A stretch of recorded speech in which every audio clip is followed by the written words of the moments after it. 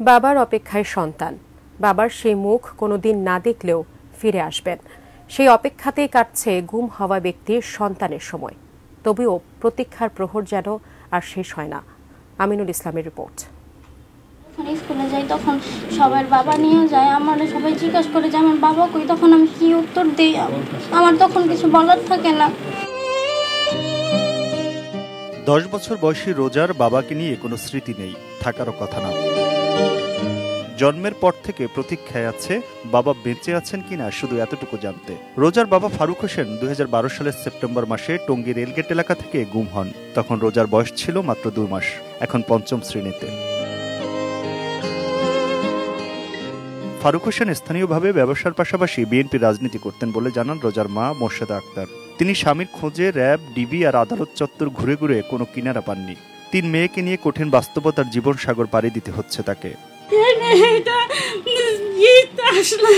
সবাই আমার মেয়েটা বলে আমার বাবা কেমন আছে, আমি তো বাবার দেখি নাই। আম্মু আমার বাবা কোথায়? সবাই তো বাবা আছে, আমার তো বাবা নাই। সবাই তো ঈদ করে আমি স্কুলে যাই, সবাই জিজ্ঞাসা করে রুজামনি তোমার বাবা কোথায়? আমাদের বাবা আছে, তোমার বাবা তিনি আসো না।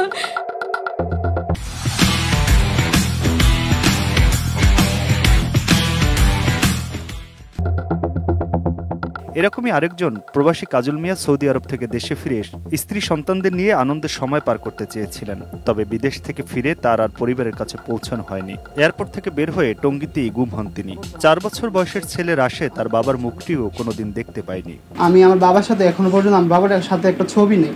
আমার বাবার আমি কখনো আমি নিজের চোখে দেখিনি।